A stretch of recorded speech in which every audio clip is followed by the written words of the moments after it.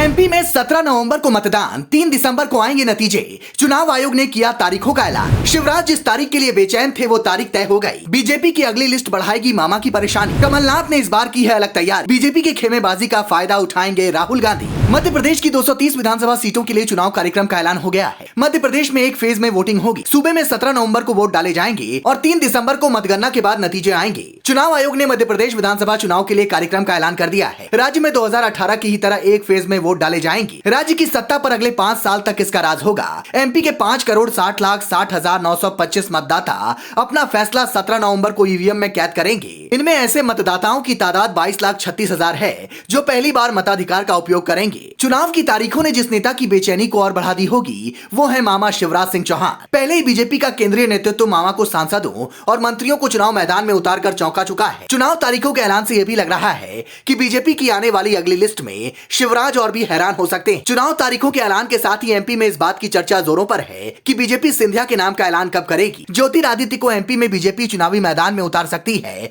और इसकी पूरी संभावना है। लोकसभा चुनाव से करीब 3-4 महीने पहले होने जा रहे विधानसभा चुनाव को 2024 से पहले लिटमस टेस्ट माना जा रहा है। सत्ताधारी बीजेपी सत्ता बचाए रखने के लिए जोर लगा रही है तो कांग्रेस 2018 की तरह सत्ता का सूखा खत्म करने के लिए। 2018 के विधानसभा चुनाव में बीजेपी और कांग्रेस के बीच कांटे का मुकाबला हुआ था। एमपी में 2018 चुनाव में देर शाम तक भी तस्वीर साफ नहीं हो सकी थी कि सरकार किसकी बनने जा रही है। 2018 के अंतिम नतीजे जब आए, बीजेपी वोट शेयर के मामले में आगे रही तो कांग्रेस सीट के मामले में। कांग्रेस को बहुमत के लिए जरूरी 116 सीटों से 2 कम 114 सीटें मिली थी। वोट शेयर के लिहाज से बीजेपी 0.1% आगे रही तो सीटों के लिहाज से कांग्रेस 5 सीट अधिक जीतने में सफल रही। बहुजन समाज पार्टी को 2 सीटों पर जीत मिली थी, वहीं समाजवादी पार्टी भी 1 सीट जीतने में सफल रही थी। 2018 और 2023 के विधानसभा चुनाव में एक बात कॉमन है, बीजेपी तब भी सत्ताधारी दल के रूप में चुनाव में उतरी थी, अब भी सत्ताधारी दल के रूप में ही उतर रही है। लेकिन तब और अब के हालात अलग हैं। तब बीजेपी 15 साल की सरकार के साथ चुनाव में गई थी, अब पार्टी 15 महीने सत्ता से दूर रहने के बाद कांग्रेस विधायकों की बगावत से बनी सरकार के साथ चुनावी मैदान में उतर रही है। नेताओं की बात करें तो कई बड़े नेता अब दल बदल चुके हैं। 2018 के चुनाव में कांग्रेस के चुनाव अभियान की धुरी रहे Jyotiraditya Scindia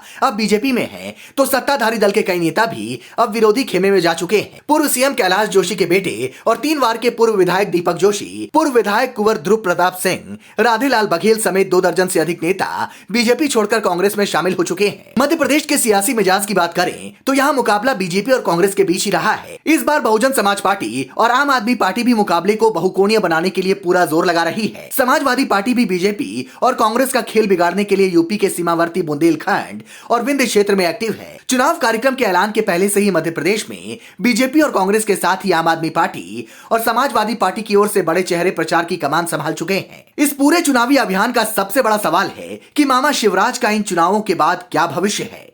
bureau report, leading Bharat TV.